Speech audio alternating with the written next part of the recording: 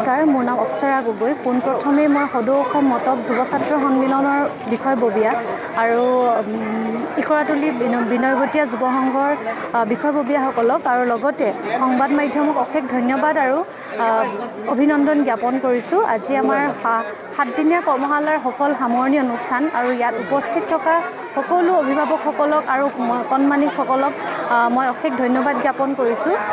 এই 7দিনীয়া কৰ্মশালাত আমি এগৰাকী নাচনীয়ে কেনেকৈ এখন মঞ্চত ধুনীয়াকৈ নাচিব লাগে তাৰ নিয়মাৱলীখিনি আমি শিকাইছোঁ। যিহেতু বিহু নাচিবলৈ সকলোৱে জানে, গতিকে কিন্তু এখন মঞ্চত নাচিবলৈ হ'লে মানে কিছুমান নিয়ম আছে। সেই নিয়মখিনি আমি ভালদৰে উপস্থাপন কৰিব পাৰিব লাগে। গতিকে আমি সেইখিনিৰ ওপৰত বিশেষকৈ গুৰুত্ব দি কেনে এগৰাকী নাচনীয়ে মঞ্চত কেনেকৈ নাচিব সেইখিনি আমি শিকাইছিলোঁ। গতিকে তেওঁলোকৰ আমি যেনেকৈ শিকাইছোঁ তেওঁলোকে ঠিক তেনেকৈ আয়ত্ব কৰিব পাৰিছে। আমি খুবেই সুখী আৰু এনেধৰণৰ কৰ্মশালা আৰু আগন্তুক যাতে অব্যাহত থাকক তাৰে মই আশা কৰিছোঁ। আৰু মোৰ খুব ভাল লাগিলে আৰু তেওঁলোক খুব মৰমৰ। গতিকে যেনেকৈ শিকাইছোঁ তেওঁলোকে তেনেকৈ আয়ত্ব কৰিছে।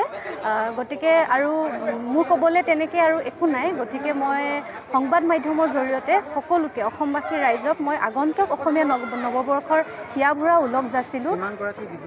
ইয়াত কমেও আপোনাৰ 100তকৈ বেছি নাচনী আহিছে আৰু বিহুৱতীও আমি শিকাইছোঁ। গতিকে মৌকুঁৱৰী আৰু এগৰাকী বিহুৱতীয়ে কেনেকৈ নৃত্য কৰিব লাগে মঞ্চত সেয়া আমি শিকাইছিলোঁ। গতিকে আমি আজি শিকাবলৈ পাই মোৰ লগত আৰু এজন আছিল প্ৰশিক্ষক মিথু দাস। গতিকে আমি দুজনেই খুবেই সুখী আৰু আমি যেনেকৈ শিকাইছোঁ ঠিক তেনেকৈ তেওঁলোকে শিকিছে। গতিকে মোৰ খুব বেছি ভাল লাগিছে আৰু লগতে সকলোকে অসমীয়া নৱবৰ্ষৰ আন্তৰিক শুভেচ্ছা জ্ঞাপন কৰিলোঁ আৰু আহিবলগীয়া দিনবিলাক সকলোৰে যাতে ভাল হওক, সুখী হওক। হয়, পোনপ্ৰথমে আপোনালোকৰ চেনেলৰ সমূহ দৰ্শকলৈ আগন্তুক ৰঙালী বিহুৰ আন্তৰিক শুভেচ্ছা জ্ঞাপন কৰিছোঁ।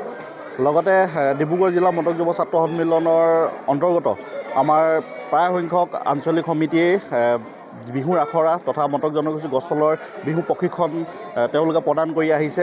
আজি আমি উপস্থিত আছোঁহি ডিকম আঞ্চলিক মটক যুৱ ছাত্ৰ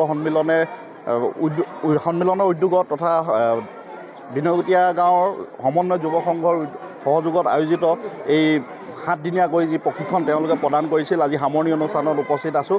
সঁচাকৈয়ে আমাৰ যি অসমীয়া জাতিৰ বাপতি সাহোন বিহুটি জীয়াই ৰখাৰ স্বাৰ্থত আমাৰ উঠি অহা নৱপ্ৰজন্মক আমি নিশ্চয় তেওঁলোকক প্ৰশিক্ষণ দিব লাগিব। বিহু সম্পৰ্কে তেওঁলোকক জনাব লাগিব। বিহু তেওঁলোকক কেনেকৈ কিয় কৰা হয় আমি তেওঁলোকক প্ৰশিক্ষণ প্ৰদান কৰিব লাগিব। আৰু আমি দেখিছোঁ এই অঞ্চলৰ প্ৰায় 100কৈ অধিক ছাত্ৰ ছাত্ৰীয়ে আহি প্ৰশিক্ষাৰ্থীয়ে আহি অংশগ্ৰহণ কৰিছেহি আৰু এই অঞ্চলৰ সমূহ ৰাইজেও যথেষ্টখিনি উৎসাহ উদ্দীপনা যোগাইছে।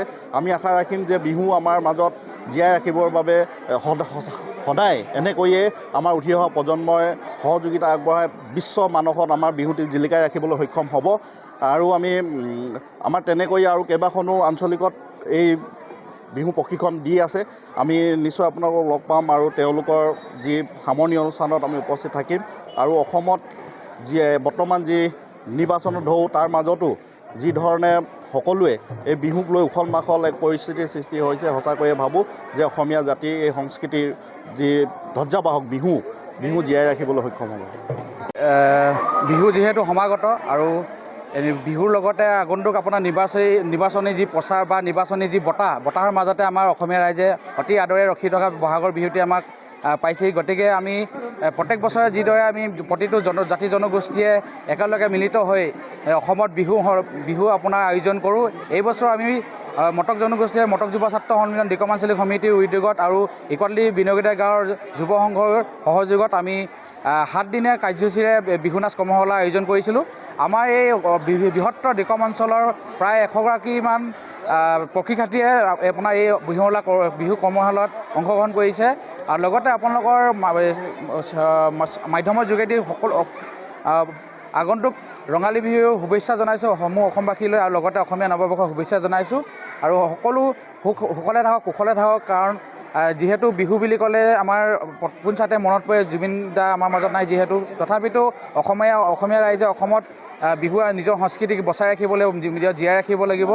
সেই উদ্দেশ্যে আমি প্ৰত্যেক বছৰে আমাৰ নিজৰ কৰ্ম সংস্কৃতি আমাৰ যি পৰম্পৰা আমাৰ যি ৰীতি নীতি বা আমাৰ যি বিহু এই সম্পূৰ্ণ ভাষা যি আমাৰ ভাষা এই সম্পূৰ্ণ আমি আমি এইবিলাক সম্ভাৰবিলাক আমি জীয়াই ৰাখিবলৈ চেষ্টা কৰিছোঁ। নতুন প্ৰজন্মৰ মাজত যাতে এইবিলাক সদায় জিলিকি ৰয় আৰু অসমীয়াৰ হিয়াৰ আমঠু জুবিন গাৰ্গ ডাঙৰীয়ালৈ আমি এই মঞ্চৰ পৰাই শ্ৰদ্ধাঞ্জলি জ্ঞাপন কৰিছোঁ। তেখেত আমাৰ মাজত নাথাকিলেও তেখেতে ৰচি থৈ যোৱা যি সৃষ্টিশীলতা তেখেতক আমি অনুকৰণ কৰিছোঁ। সেই সৃষ্টিশীলতাক আমি অসমীয়া ৰাইজে অসমৰ যুগ যুগান্তৰলৈ আগুৱাই লৈ যাবলৈ আমাৰ প্ৰত্যেকজন অসমীয়া ৰাইজলৈ আমি আহ্বান জনাইছোঁ। লগতে পুনৰবাৰ আপোনালোকক ধন্যবাদ জ্ঞাপন কৰিছোঁ আৰু ৰঙালী বিহুৰ শুভেচ্ছা জ্ঞাপন কৰিছোঁ।